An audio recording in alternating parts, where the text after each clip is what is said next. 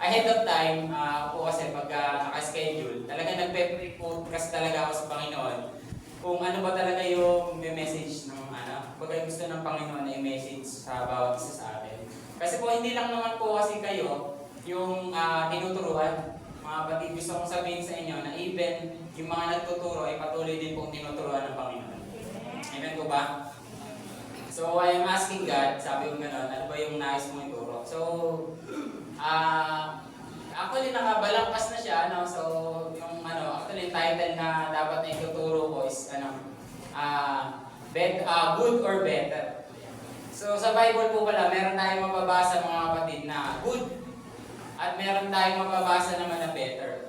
So, hindi lahat ng good ay better o mas mainam. Okay? Sa Tagalog ang better mas mainam. Pero tinitiyak ko na yung mas mainam is good. Amen po ba tayo doon?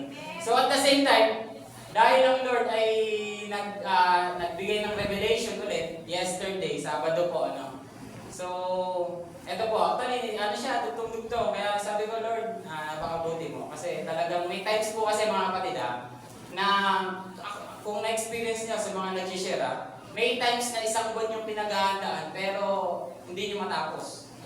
Tama ba? Nakikigets ba ng mga nag-aana? Pero may time naman na isang araw mo lang siyang ginawa, pero naayos mo. Di ba? So, ganun po kabuti ang Panginoon.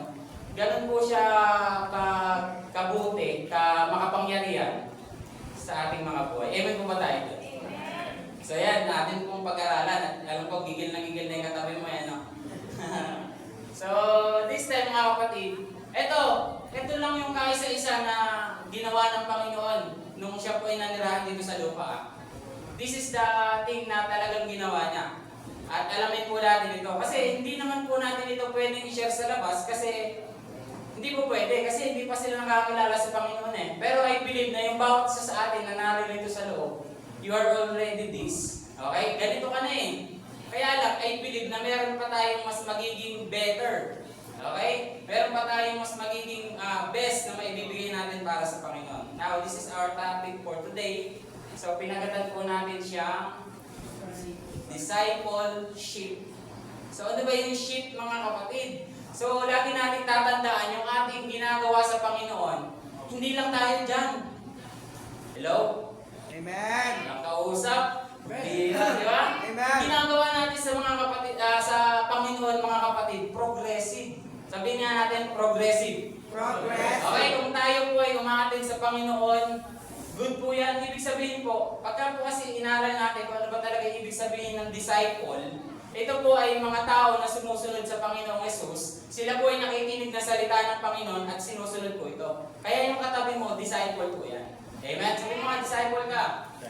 Yan, disciple yan, di ba? Pero, tingnan natin ngayon kung ano ba talaga yung nais ng Diyos na mangyari sa atin. Ready?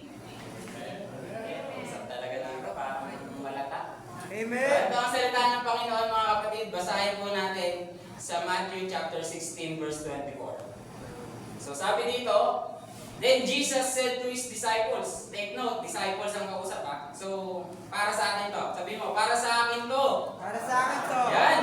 So sabi dito, then Jesus said to His disciples, whoever wants to be my disciple must deny themselves, take up their cross and follow me. So tatlong bagay lang pag-uusapan natin, napaka-dali lang. So una, we must deny ourselves. And pangalawa, take up their cross and follow me. So sino dito yung gustong maging disciple ng Panginoon? Na magamit ng Panginoon, ang ina. Diba? Yung gustong magpagamit sa Panginoon. Kasi I believe na kaya naman talaga tayo pumupunta dito kasi gusto natin matuto. Gusto natin na meron tayong i-apply paglabas natin sa church po na ito. Gusto ko sabihin sa inyo mga kapatid ito hindi po nalilimitahan yung paglilingkod natin sa Panginoon ng 4 na sulok ng kwarto na ito. Ulitin ko yung paglilingkod natin sa Panginoon, hindi po nalilimitahan ng 4 na sulok ng kwarto po na ito. Unang sambahan natin. Alam niyo kung hangganan natin, buong mundo. Yun po yung sinabi sa atin ng Panginoon na ipahayag natin yung salita ng Panginoon, hindi po sa kwarto lang na ito. Amen po ba? Naniniwala po ba kayo doon? na ang hangganan natin ay buong mundo. So, ibig sabihin, napakalawak ng ginagalawan natin mga kapatid. Hindi lamang sa church po. Amen? So, number 1 na ating pag-aaralan mga kapatid ay, ito pa, baka kasi ang nagiging thinking natin, masyado na akong may edad para dyan. Pero basahin natin mga kapatid, sabi dito, whoever wants. Now, kung ikaw gusto mo, nasa tamang lugar ka.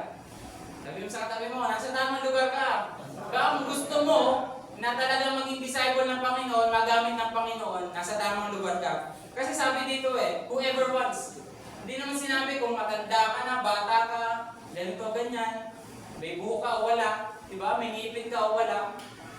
Sinasabi dito ng Panginoon, whoever wants.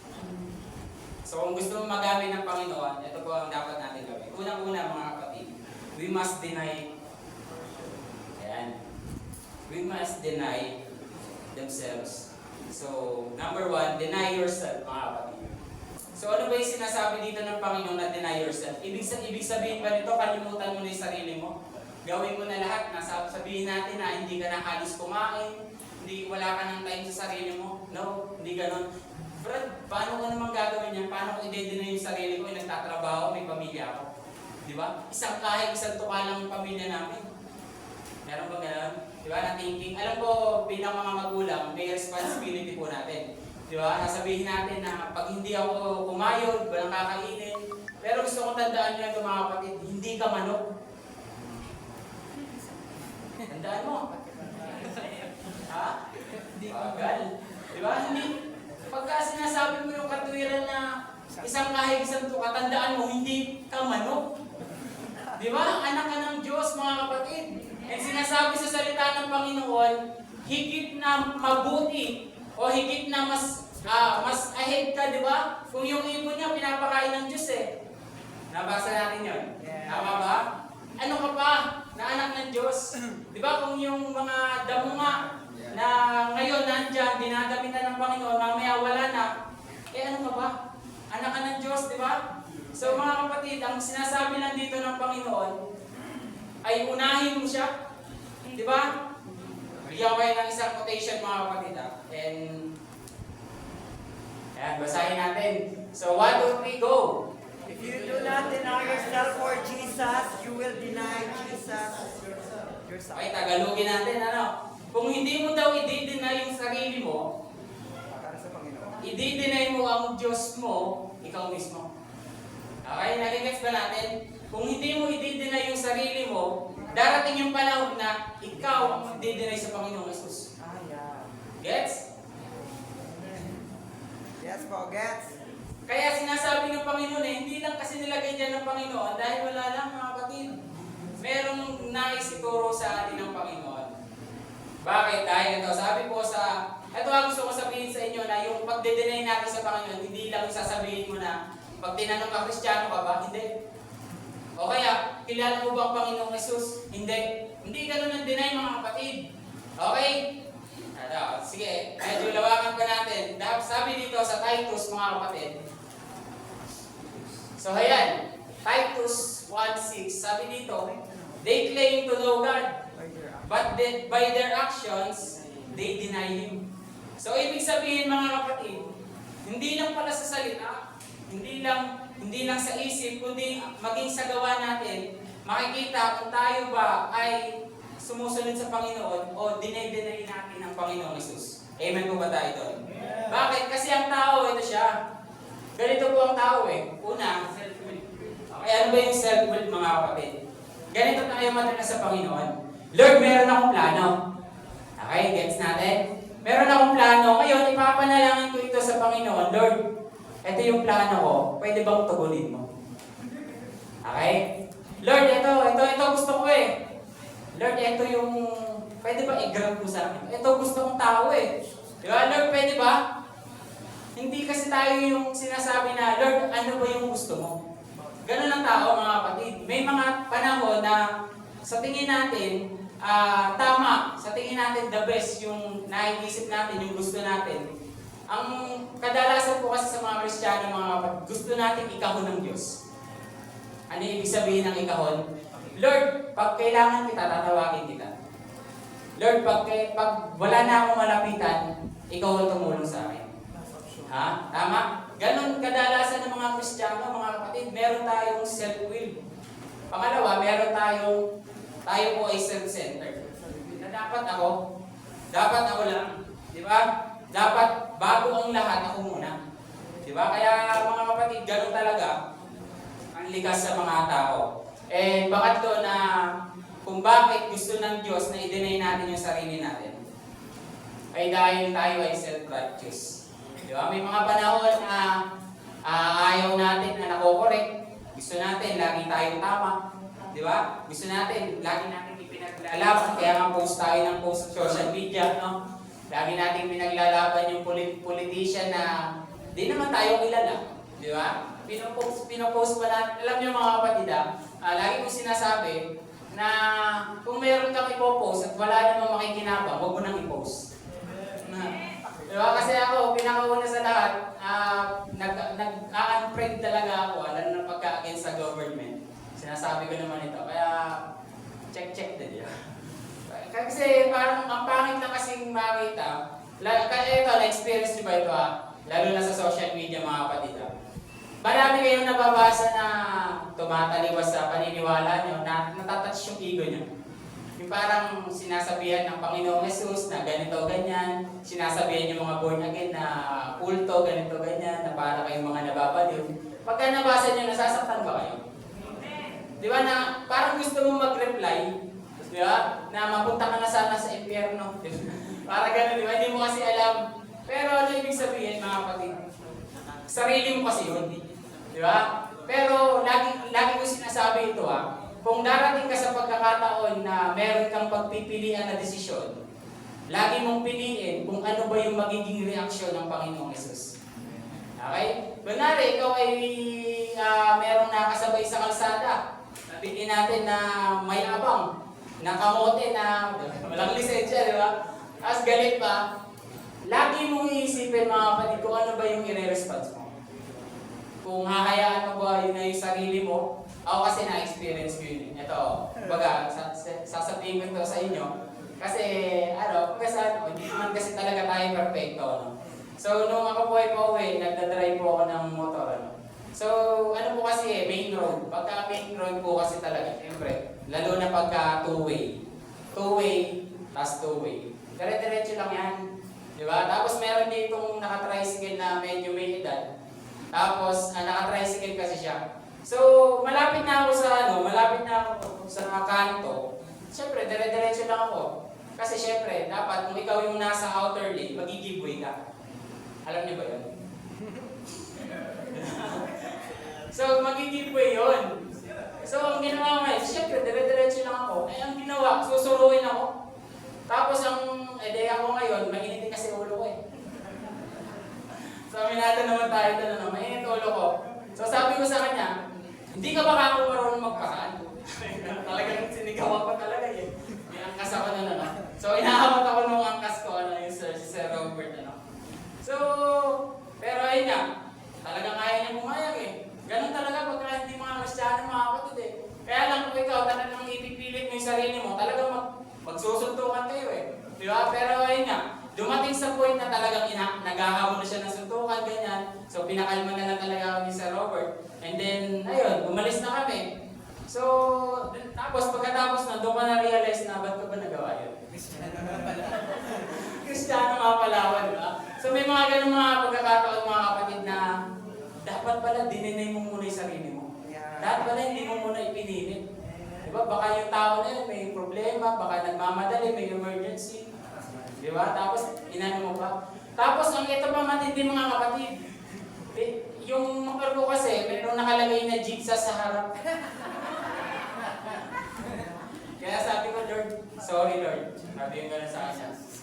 Imagine that, di ba?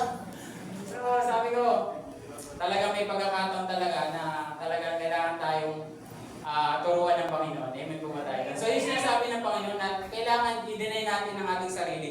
Now, meron tayong kilala sa Bible. Tama, kilala nyo? Pedro. Yun, si Pedro mga kapatid. At gusto ko sabihin sa inyo mga kapatid, sabihin mo sa katabi mo, patawarin mo na si Pedro. Kasi pinatawad na siya ni Kristo. Okay mga? Ako sa totoo lang, kung buhay si Pedro, Baka hindi nakahanap sa mga Kristiyano eh. Bakit? Kasi lagi siya yung tampulan. Itong tao na to, dininay si Jesus, ganito, ganyan. Amen? Pero gusto ko sabihin sa inyo, patawarin niyo na si Pedro. Diba? Kasi pinatawa na siya ng Panginoong Jesus. So itong tatlo nito mga kapatid, Egisto.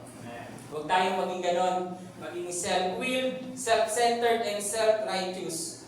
And matuto po tayo sa first point po natin. May tatlong kwento tayong pag-aaralan ngayon. Ano? First point natin, yung sa denying ourselves. So, kay Pedro mga kapatid. So, tingnan natin dito kung bakit ba nagawang i-deny ni Pedro si Jesus. Okay, ready? So, sabi dito sa John chapter 18 mga kapatid, sabi dito, "You aren't one of this man's disciples too, are you?" She asked Peter, and he replied, "I am not." Now, si Pedro mga kapatid, nung tayo na dinakip ang Panginoong Jesus, siya po ay tumakbo. Di ba? Siya po ay nag-eskapo. So, iniwan niya po ang Panginoong Jesus, and then nung ang Panginoong Jesus ay dinala na po sa mga Pariseo, siya po ay sumunod. Okay, sumunod siya ng palahim. Ngayon, meron babae na nakakita sa kanya. So, itong babae na to ay servant na babae. Sabi niya, "Oh, parang kilala kita ya, kasama ka ng Panginoong Jesus." O kasama ka ni Jesus, di ba? So, sabi niya dito, and kung mababasa natin mga kapatid, siya po ay nag-iisa. Tama? So, sa mga nag-aaral, siguro alam nyo na sabi niya dito ay, "I am not." O, "Hindi, we are not." Okay, mag-isa lang siya. So, may mga Kristiyano ganito. Pagka walang kasama, hiyang-hiyang mag-share ng salita ng Panginoon. "Pastor, hindi ko kaya, kailangan ko ng kasama." Di ba? Pagka kailangan ko si ganito, si ganyan, kasi malakas ang loob nun. Di ba? Matapang. Walang hindi. Di ba? Kaya-kaya na, bagay lumalakas yung loob natin. Pero may mga Kristiyano naman na pag walang kasama, hindi mo akalain Kristiyano. Now, may mga panahon mga kapatid sa church, di ba? Kasama natin mga Kristiyano, ngingiti-ngiti tayo, kakamay-kamay tayo, ang bait ng Panginoon. Pero pagka nasa kanya-kanya na tayo mga buhay mga kapatid, ano na kaya? Di ba? Hindi mo masasabi mo kung ano talaga yung ugali mo pag ikaw na lang yung mag-isa. Pag ikaw nasa trabaho mo, nagiging ilaw ka ba? O nagiging iba ka ba sa kanila? O nakikihablubilo ka na lang din sa kanila kasi nahihiya ka na baka sabihin nila, "Ang baduy mo naman, ang boring mo naman." So sa ginagawa mo na yun mga kapatid, gusto ko sabihin sa iyo, you are already denying Jesus.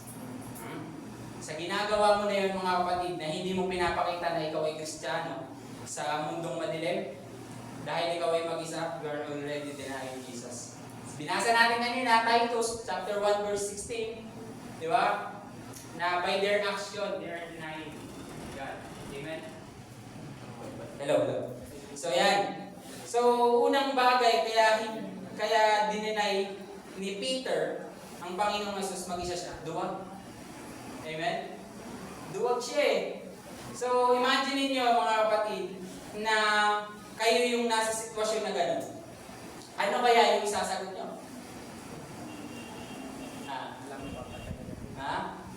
Masasabi nyo ba? Hindi, ilagay nyo lang yung scenario na between life and death.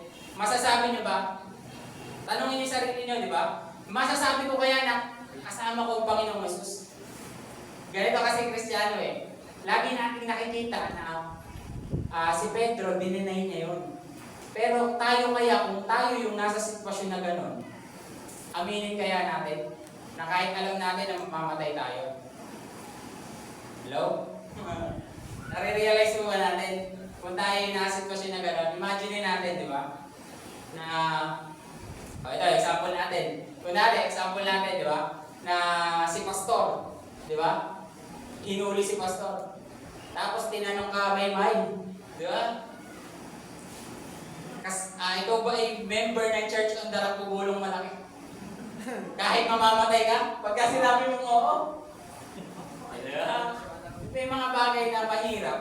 Pero alam niyo mga kapatid, yung bagay na ginagalawan natin, madali pa yan. Di ba? I believe na kaya natin ipakita. Gaya ng lagi ko sinasabi mga kapatid, di bale na masabihan ka na KJ ka o wala kang pakikisama. Ako sa family ko, sa Cebu. So sa mga kamag-anak ng asawa ko, may times na sinasabihan ako ng mga kamag-anak niya na wala daw ako pakikisama. Kasi di ako umiinom eh. Di ba? Di ba nila kung sabihan ako walang pakikisama kasi ayoko talaga na makisama.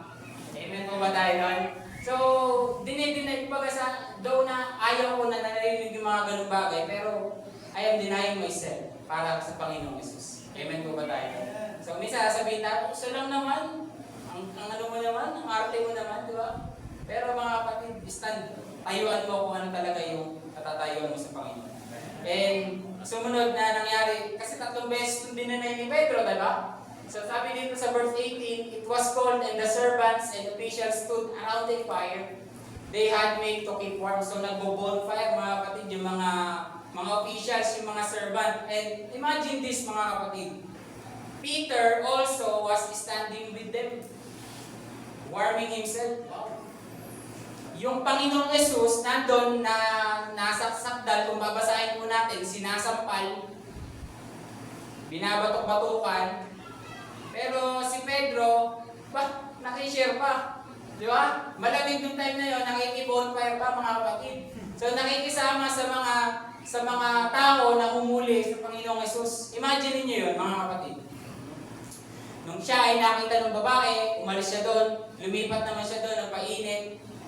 Imagine that. So may mga times mga kapatid, napakalaking factor mga kapatid na, ito pag ang tao o mga, ito example Pilipino, pag tayo ba ay merong mga kasamang kaibigan natin, pag tayo ay may pinuntahan, ano ang ginagawa ng mga tao? Diba nagkukwentuhan? Mga chismisan? Diba? Walang katapusan? So imagine this mga kapatid, nandun si Peter, nakatayo doon. Diba? Nakikihalubilo sa mga tao na kung saan ay dumakip sa ating Panginoong Jesus. And pangatlo, na pagde-deny ni Pedro, sabi dito sa verse 25, meanwhile, Simon Peter was still standing there. So nakatayo pa rin siya.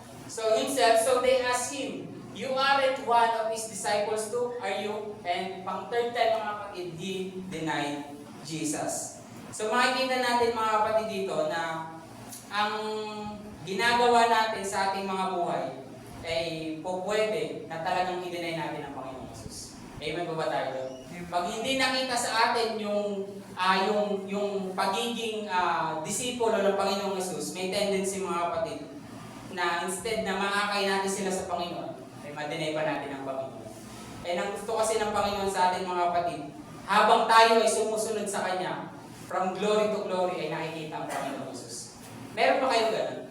Na yung buhay mo dating hindi maayos, di maganda, pero magugulat ka na lang, may maririnig ka na kakaiba yung buhay ng tao mo. Talagang itong tao na to, talagang tagasunod ng Panginoong Jesus. Meron kayong mga tao na nakikita na all out pagdating sa simbahan, all out sa pagsamba, 3 beses sa isang linggo, pero hindi mo nakikita sa buhay. Di ba? Pero may mga tao naman na masasabi natin na 2 oras lang sa church, 2 beses sa isang linggo, pero yung buhay nababago. Now, ano tayo doon? Di ba? Tayo ba yung laging nasa church? Tayo yung laging palasimba, ganito, ganyan, pero hindi nababago yung buhay? O yung bibihira lang, o 2 beses lang, pero dahil dinedeny natin yung sarili natin, at hinahayaan natin na yung Panginoong Hesus yung mag-ari sa atin, tayo ay nagbabago. Amen po ba tayo doon, mga kapatid? At pangalawa, na naisabihin ng Panginoon sa atin is, yan, take up their cross. So, take up your cross, mga kapatid. So, hindi sinabi dito ng Panginoon na take up my cross. Kaya, it's a shame, mga kapatid, na gayahin natin yung ginagawa ng Panginoong Jesus. Di ba? It's a shame, mga kapatid, na nasasabihin natin na kaya ko ito ginagawa kasi dahil dito, na literal, na talagang binuhat yung cross, mga kapatid. Ang sinasabi dito ng Panginoon, yung cross natin. Amen? So, dalawa lang yan. Kung ano yung tingin mo sa cross na yan. Ha? So, unang bagay na tingin mo sa cross na yan, is Is it a burden? Or number 2, surrender? Kaya maraming mga Kristiyano hindi nakakapagpatuloy sa paglilingkod sa Panginoon kasi ang tingin nila sa gawain ng Panginoon, ang tingin nila sa paglilingkod sa Panginoon, burden. Okay? Kabigatan. Parang hirap na hirap silang pumunta, hirap na hirap nilang gawin yung bagay nito kasi nakikita nila is a burden.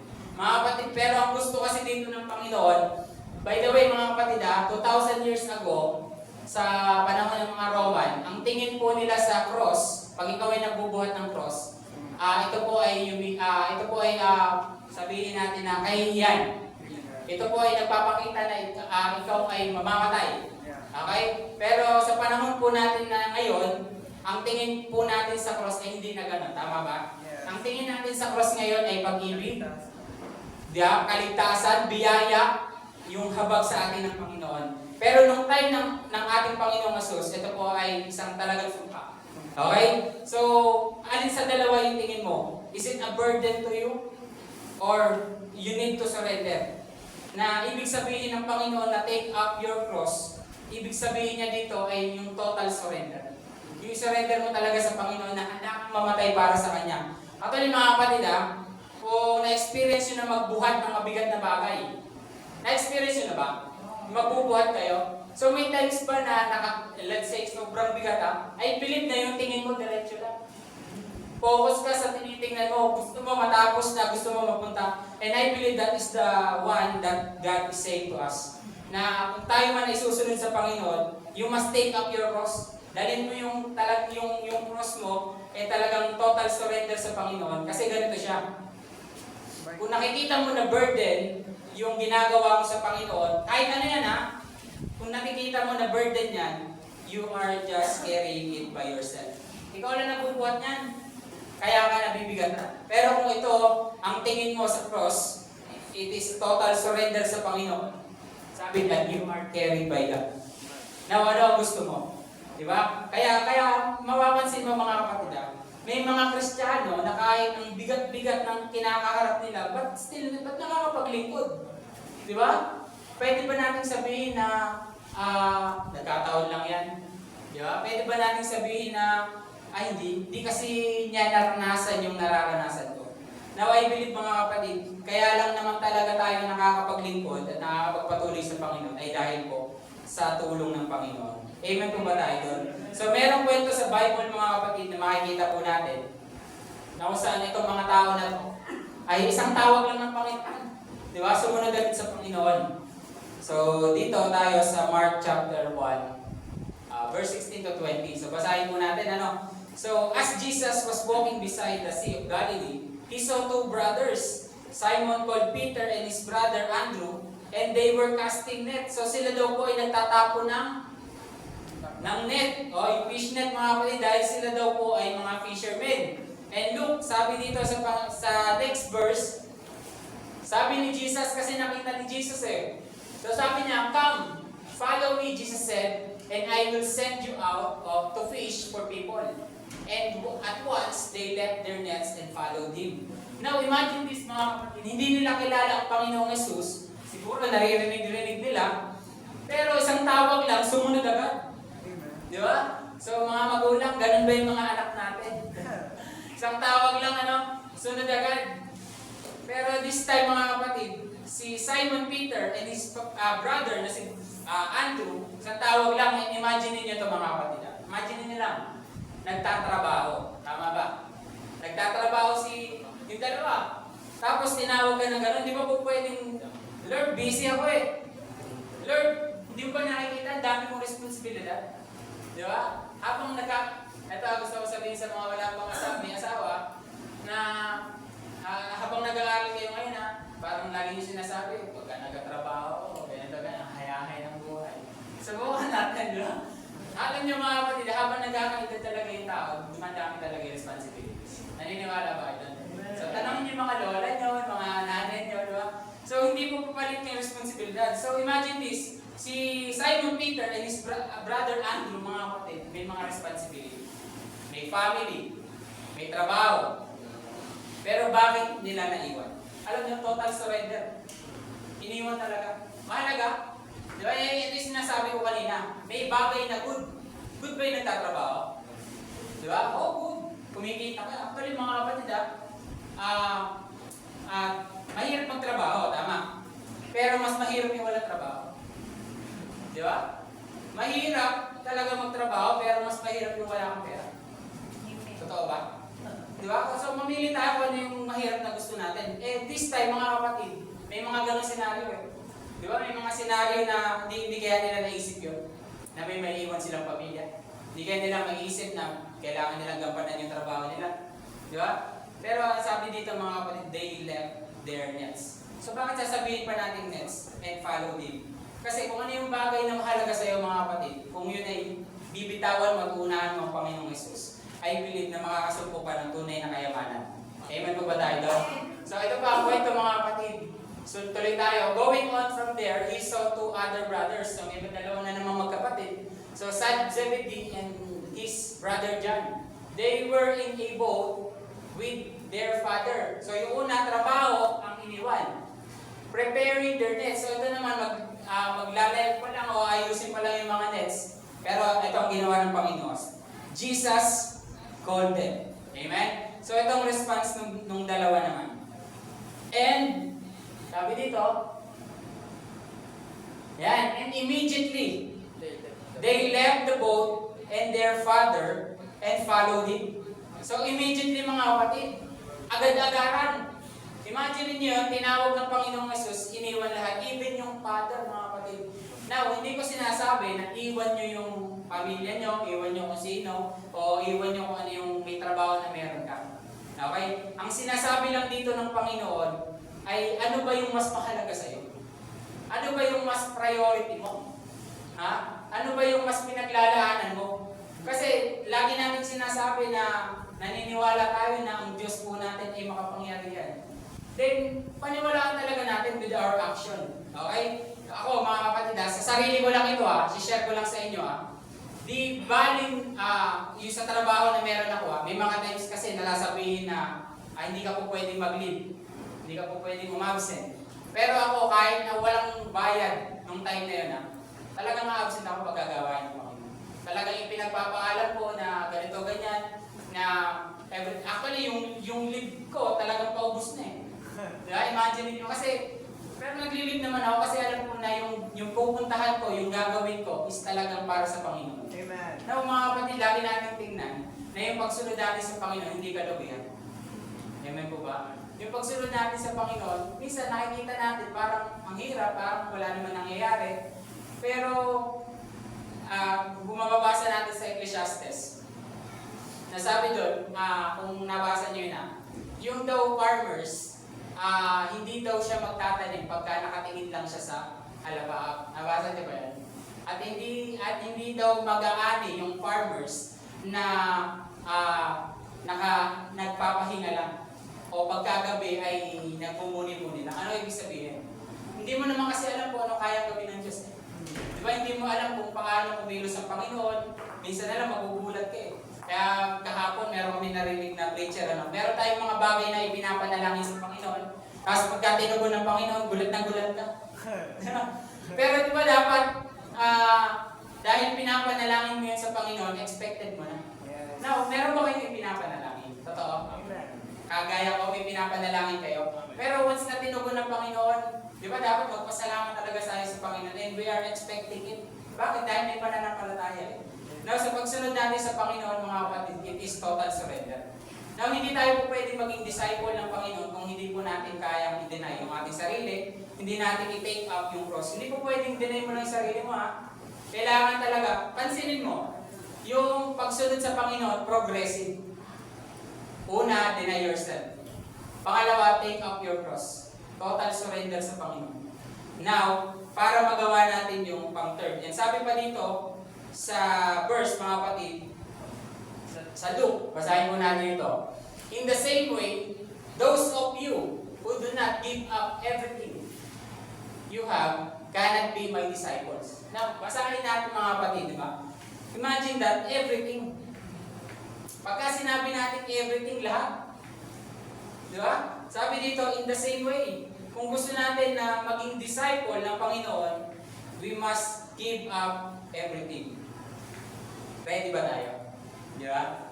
Ready ba tayo na i-give up yung everything? Hindi naman sinasabi ng Panginoon na huwag ka nang kumilos, huwag ka nang gumawa, huwag ka nang magtrabaho, whatsoever. Ang sinasabi dito ng Panginoon is unahin natin siya.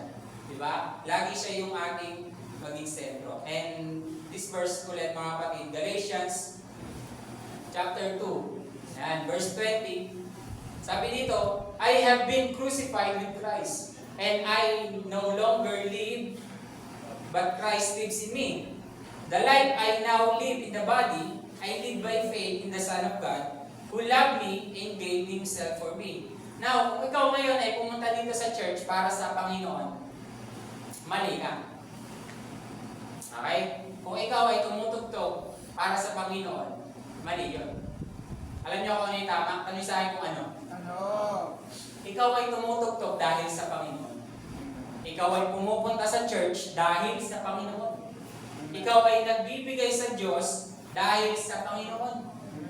Di ba? Kasi pag sinabi mong tumutugtog ako para sa Panginoon, ay galing sa'yo. Di ba? Ikaw ay pumupunta para sa Panginoon, lakas mo. Di ba? Kung ikaw ay nagbibigay para sa Panginoon, kayamanan mo. Di ba? Dapat yun yung maging thinking natin na kaya natin nagagawa yung bagay na meron tayo ngayon dahil sa Panginoon. Amen. Magkaiba yun ha? Magkaiba yun mga kapatid ha? Kaya lagi natin tatandaan kung tayo nun ay may ginagawa pa sa Panginoon, dahil yun sa Panginoon. At hindi dahil sa atin mga kapatid. At nabasa ko one time mga kapatid yung ginawa ng Apostol Pablo. So imagine natin na paano niya kaya nagawa yung mga bagay na yun? Paano niya kaya na-sustain yung ganung mindset? Di ba? Kasi yung physical na katawan natin, nangihina eh. Dumating na ba kayo sa point na gano'n, na sobrang parang exhausted ka, hirap ka, dami mong kailangang hapunin na deadlines.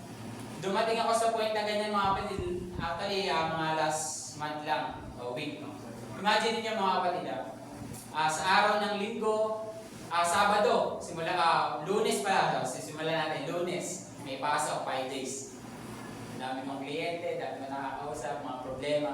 Lalo na ngayon, nagbabagyo mga kapatid. So talagang ang hirap ng buhay, umuulan. So ang daming problema. Ang daming deadlines na kailangan ayusin. Tapos pagdating mo ng Sabado, may tinuturuan po ang church sa Sibul. Tinuturuan po sila sa instrument. Mga bata po kasi. Kung ako lang ang papipiliin, ayoko ng bata eh. Bibigas ng ulo eh. Tsaka ang hirap turuan. Tsaka mga kapatid ito, lagi niyo tandaan. Pag bata kasi na gano'n, gusto laro-laro lang muna. Di ba? Kaya ako gusto ko sana sabihin sa pastor na, Pastor, pwede bang yung high school na yung turuan mo? Kasi yun, may gusto na talaga sa buhay yun eh. Di ba? May meron ng talagang iniin yun eh. Lalo na kung yung mga magulang hindi naman talaga umatin sa church. Pero yun nga, inimpart niya sa akin yung vision niya na meron galing siya sa ibang church kasi. Galing siya sa Plaridel, kung di ako nagkakamali. And then, yung church po nila na yun, may mga bata rin na mga nag-aaral. So yung mga bata na yung nag-aaral, tumugtog. And dumating yung panahon na sila po ay tutugtog na. Ang ginawa ngayon ng pastor, sabi ng pastor, invite niyo yung mga magulang. So in-invite nila ngayon yung mga magulang nila. And by that time mga kapatid, napakabuti ng Panginoon. Kasi nung nakita sila ng mga magulang nila na ginagamit ng Panginoon, sila ay tuloy-tuloy. Sila ay umatid na, sila ay nagpatuloy sa Panginoon. So sabi ko, kailangan ko pala talagang ituloy ito. So despite na may mga times na wala akong nadadatnan doon, may mga times naman na meron. So madami kasi sobrang daming bata mga 10. Imagine niyo nagdadrops lahat sunod-sunod. So kaya Sabado pa lang yun So pagdating naman ng linggo mga kapatid, may Sunday service tayo. After ng Sunday service, meron po kami tinuturuan sa Tibagan. So, may tinuturuan po kami dun na mga music din. Tapos pupunta po kami ng Kikabayan nila Reds. Imagine niyo yun. Alangan pahinga. Di ba, na-experience ko na sobrang talagang may times nga, Pastor, na nung prayer meeting, na umuulan kasi yun nakakapote ko. Nung nakita ko si Pastor, naiyak ako. Parang nagkaroon ako ng parang self-pity. Parang binubulungan ako ng demonyo na parang nakakaawa ka naman. Diba? Ganyan ka na lang ba? Kasi imagine niyo to sa mga nagmomotor. Magbabiyahe po ako sa Gapan. 30 kilometers. 30 kilometers po kasi yung layo. Kumbaga, 30 kilometers po kasi yun, so tumatakbo ko mga isang oras, ganyan. Minsan nga, hindi ko na talaga natatapos yung trabaho. Kasi pagtungtong talaga ng core, talagang ano.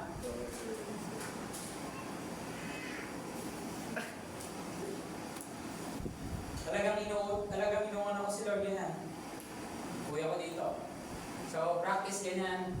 Tapos after nun, tapos po ng mga 8 ganyan, tapos uwi pa po sa Cebu. So, mga ano, 20 kilometers. So, parang, mayroon palang tigilin na kaya kaya. So yun, sabi ko, wala na ako masyadong time sa papi.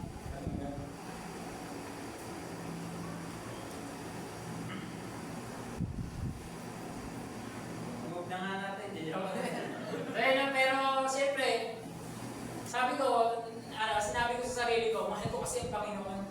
Yun yung parang yun yung pundasyon ko.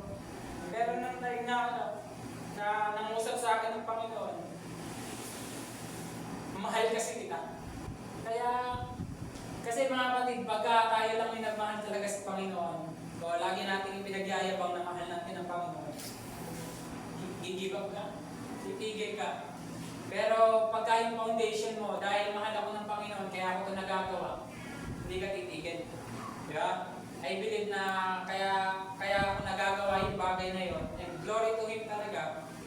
Kasi napakabuti ng Panginoon. Yung pag-iingat ng Panginoon, yung kalakasan niya, para magawa yung mga bagay na yun.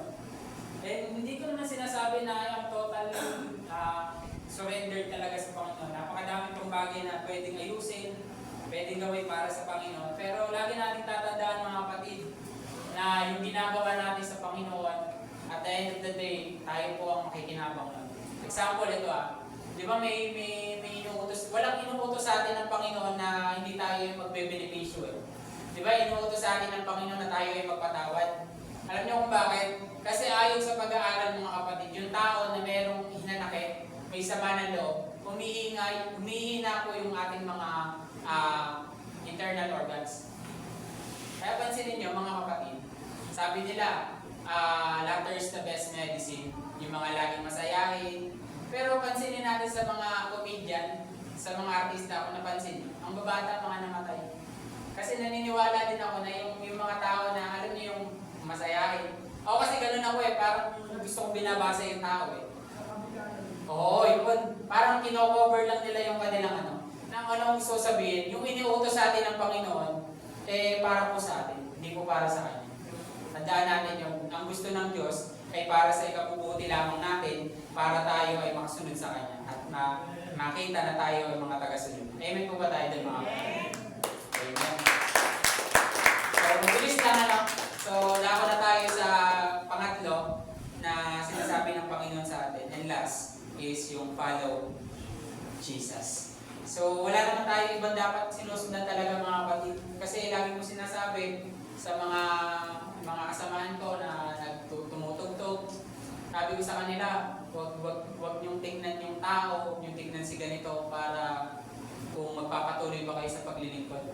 Di ba? Huwag niyong tingnan yung tao kasi talagang may times talaga magpe-fail. Makikita mo yung mga flaws, yung mga pagkukulang. Hindi perfecto Kaya lagi po nating isipin, lagi nating tingnan ang ating Panginoong Jesus. Sa Kanya lang tayo dapat sumunod. Di ba? Kagaya niyo, kagaya ko, susunod tayo sa Panginoong Jesus dahil siya po yung perfecto.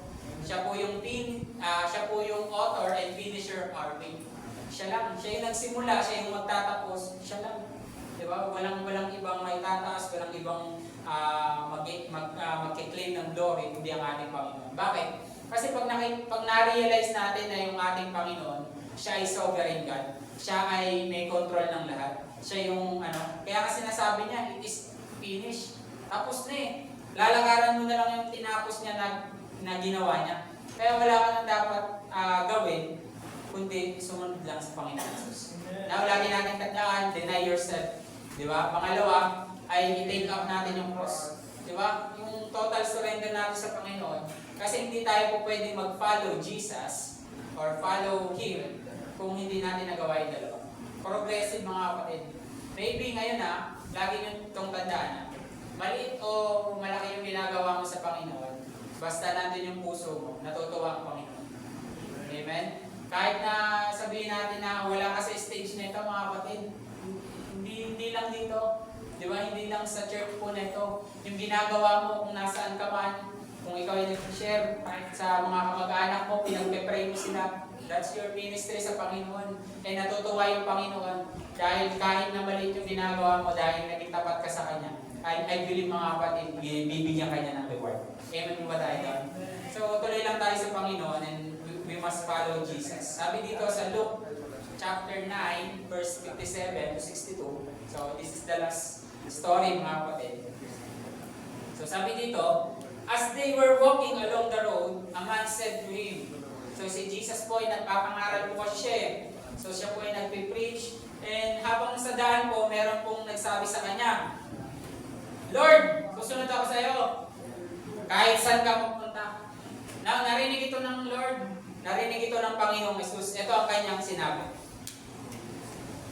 Jesus replied, sabi niya dito, foxes have den, and birds have nests, but the Son of Man has no place to lay his head.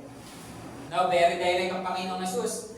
Yung mga lobo, yung mga ibon, di ba? Merong pugad. Pero yung anak ng Diyos ay walang matuluyan. Now, ito yung sinabi niya sa tawa. Nung sinabi ng tao na, Lord, susunod ako sa iyo kahit saan ka magpunta. Kasi gano'n naman talaga madalas ang mga Kristiyano, lalo na pagka may emosyon, na pagka pinagaling ka ng Lord, pagka naka-experience ka ng himala, di ba, nakatapos ka ng pag-aaral, Lord, makatapos lang ako ng pag-aaral, maglilingkod ako sa iyo. Tapos nung nagkaroon ng trabaho, wala. Lord, tsaka na muna. So maybe this man, mga kapatid, ganon. Pagka by his emotion, sabi niya, Lord, susunod ako sa iyo kahit saan ka magpunta. Di ba? May mga tao bang ganyan kayo na hindi kita iiwan? Di ba? So, pero ito sinabi ng Panginoon, and ito reply niya. Sabi niya, he said to another man, follow me. But he replied, tama ba? Parang tumalab. Ayun na, sabi niya, he said to another man, follow me. Pero ito yung reply niya. Diba, nasagot niya na wala kang magiging tirahan. Diba? Sabi niya, he said to another man, follow me. But he replied, Lord. Ayun, sabi niya, Lord, first, let me go and bury my father. Wow, nagdahilan na. Diba? Ganong sinabi ng Panginoong Jesus na ganito mangyayari sa'yo. Kaya napakahalaga talaga mga kapatid, pag talaga nag-share tayo ng salita ng Panginoon, huwag tayo yung maraming sugar coating na puro maayos, ganito, ganyan. Diba? Mas okay talaga yung, diba, nararanasan ng mga talaga natin para hindi na sila magulat. Diba? Na ganun pala talaga yung buhay bilang Kristiyano. So ito, nire-talk sila ng Panginoong Jesus. Sabi niya, Lord, pwede ba umuwi muna ako, ililibing ko muna yung tatay ko? Now, ito ang reply ng Panginoon. Jesus said to him, let the dead bury their own dead, but you go and proclaim the kingdom of God. Now, gusto ko mong sabihin sa inyo na sa Israel po, by this time mga kapatid, ang kultura po kasi nila, pag ikaw ay namatay ngayon din ililibing ka na. Alam pong burol. So, kung matatandaan natin mga kapatid, sa culture po nito, meron pong religion. Ang religion po nito ay Judaism. Okay? So, ibig sabihin, yung lalaki na to na nagsasabi na, Lord, pwede ba na ilibing ko muna yung tatay ko? Actually, he is saying excuse.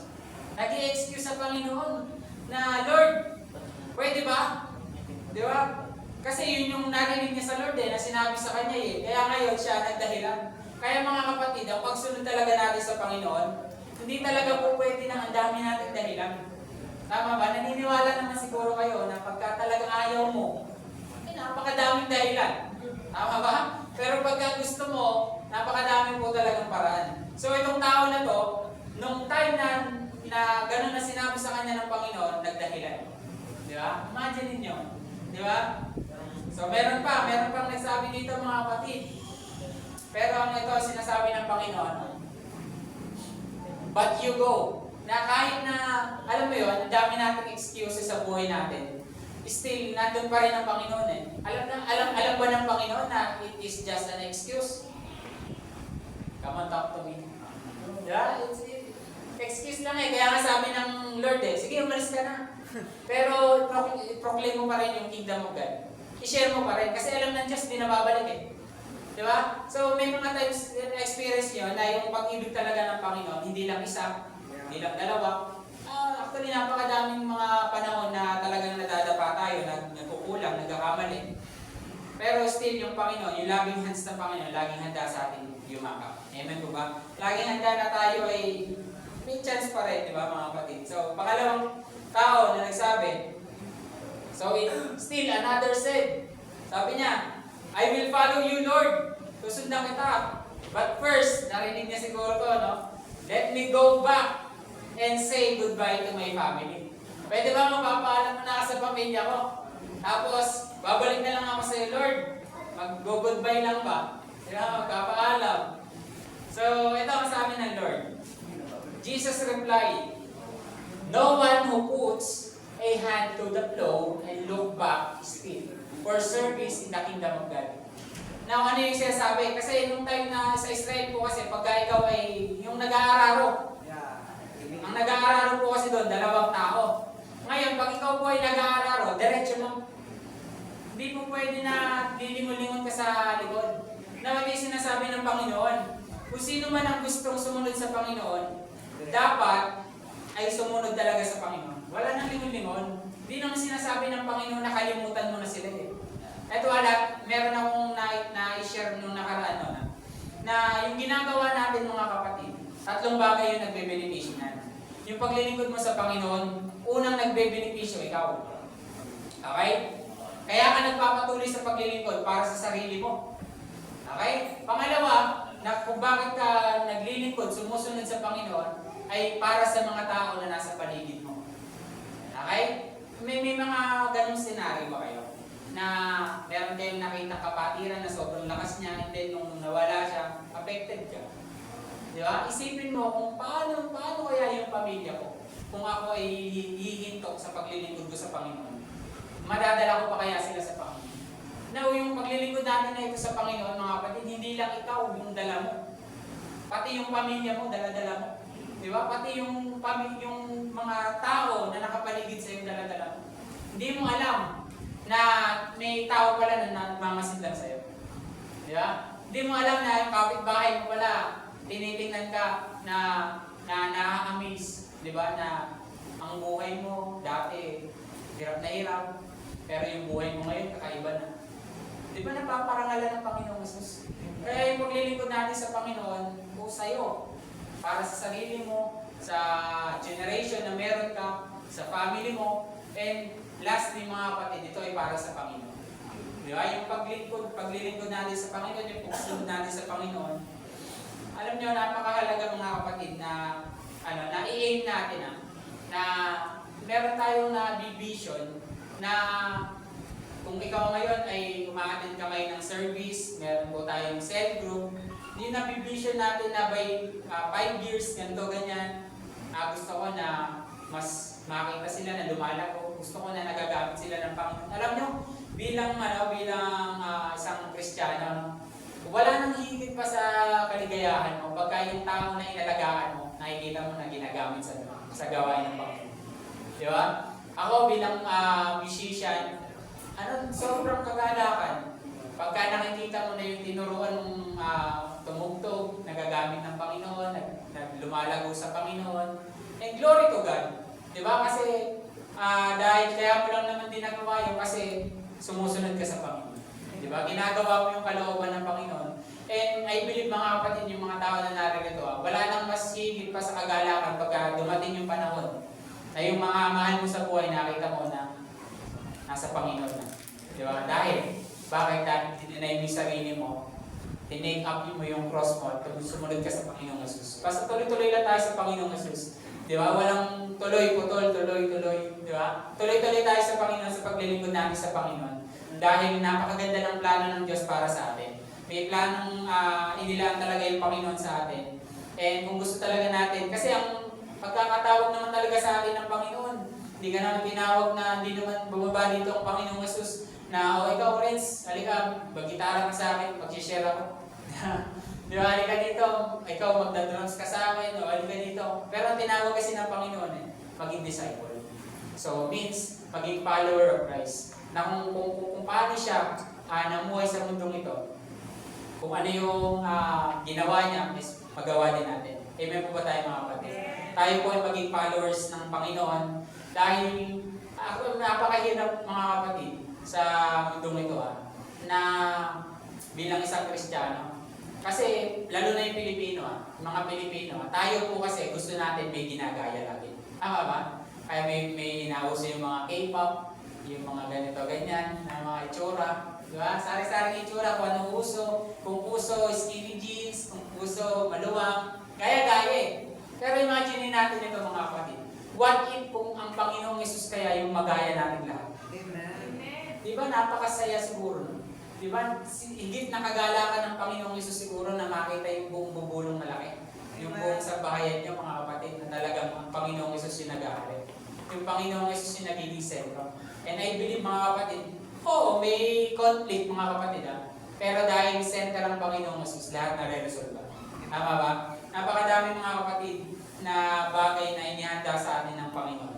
Na ang gawin lang natin, magtapat tayo sa Panginoon, gawin natin kung ano ba yung pinapagawa ng Panginoon, at magpatuloy lang tayo sa Panginoon. Amen po ba tayo din mga kapatid? So maaari po ba tayo tumayo? So tayo po ay umawit sa Panginoon. Awitin nga po natin yung Christ is enough. So, tunay nga na ang Panginoon po ay tapat po talaga sa atin. Siya lang, mga kapatid. So, lagi po natin tatandaan na ano man yung mangyari po sa atin. So, dahil ang Panginoon, ito, lagi niyong tandaan mga kapatid hanggat kasama mo ang Panginoon, magpatuloy ka. Amen? Hanggat kasama mo. Diba? Kaya sinasabi ni Moses, Lord, kung hindi mo kami sasamahan, wag na lang. Now, gusto ko sabihin sa'yo na sinasabi ng Panginoon, Hebrews 13:5, di ba? I will never leave you, nor forsake you. So, ibig sabihin sa buhay natin na ito, talagang kasama natin ang Panginoon. Tuloy tayo sa Panginoon. Yes, Lord. Uwitan natin ating Panginoon. Hallelujah, Lord. Salamat po sa iyong mga salita, Panginoon. And ako yun, Lord, na tulungan mo kami sa mundo po na ito. Tulungan niyo po kami, O Diyos, na makasunod po kami sa inyo. Na ibigay po namin ang aming mga pinaka-the best. Dahil ikaw ang aming pinaka-the best na Diyos. Hallelujah.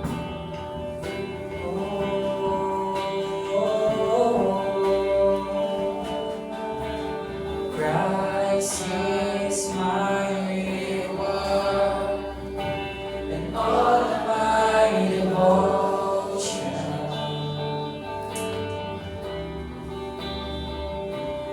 Now there's nothing in this world that could ever satisfy.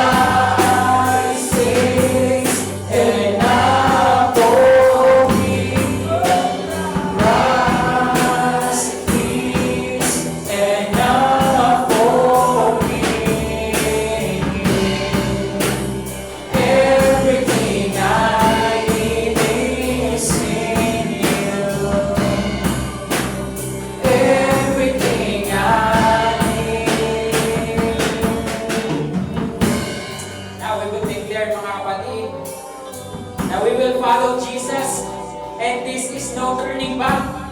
Wala nang lilingon mga kapatid sa ating pagsunod sa Panginoon.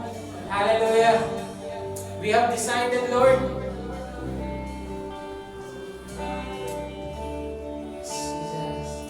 I have decided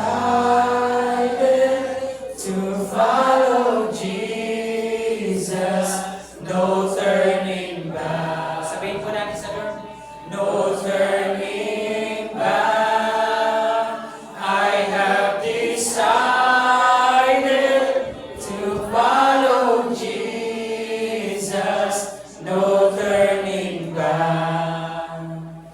No turning back. The cross before me, the world behind me. No turning back.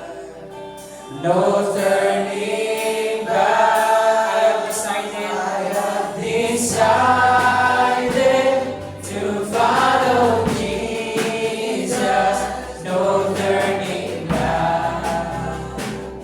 No turning back. The cross before me, the world behind me. No turning back. No turning back. Sabihin mo sa Panginoon, I have decided to follow Jesus. No turning back. No turning back. The cross before me, the world behind me. No turning back. Oh, no turning back. I have decided to follow Jesus. No turning back. No turning back. The cross before me, the world behind me. No turning back. No turning back. The cross before me, the world behind me. No turning back. No turning back. Sabay-sabay tayo kapatid.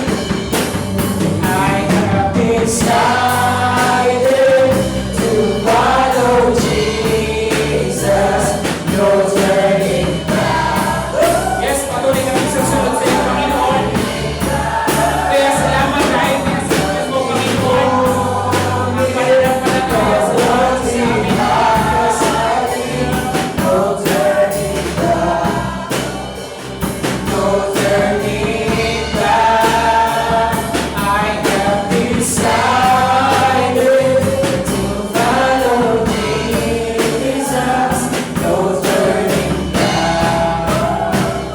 No turning back. I have decided to follow Jesus. No turning back.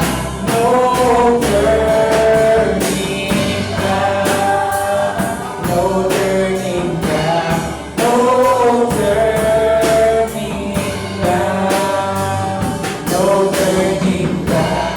No turning back. Come on, let us worship the Lord. Make a commitment sa Panginoon. Hallelujah, Lord. From now on, Lord, we will decide, Lord, to follow you. Hallelujah. Patuloy ka namin susundin, Panginoon. Kami ay susunod sa iyo, aming Diyos.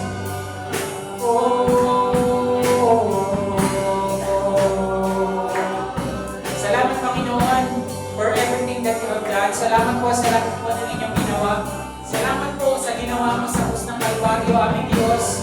At tunay nga nalakis mo ang bawat isa sa amin na maging mga disipulo mo, na hindi lamang kami maging mga miyembro ng isang church, Lord, but you wanted us, Lord, na maging disciple, Lord, na kung saan ay magiging reliable kami, Panginoon, sa mundo na aming ginagalawan.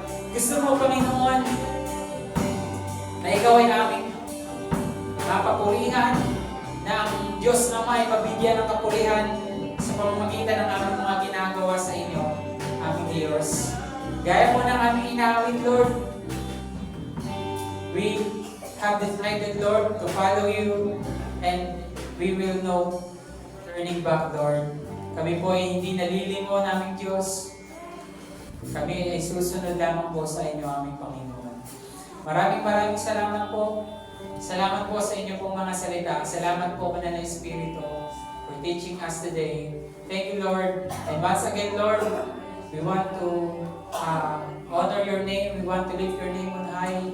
Pinupuri ka namin, pinasasalamatan ka namin, Panginoon. At patuloy lang aming mga buhay ay tinitiwala po namin sa inyo. Sa iyo po ang pinakamatas na papuri, aming Diyos, pangalan Panginoong Jesus. Amen. Palapakan po natin ang ating Panginoon.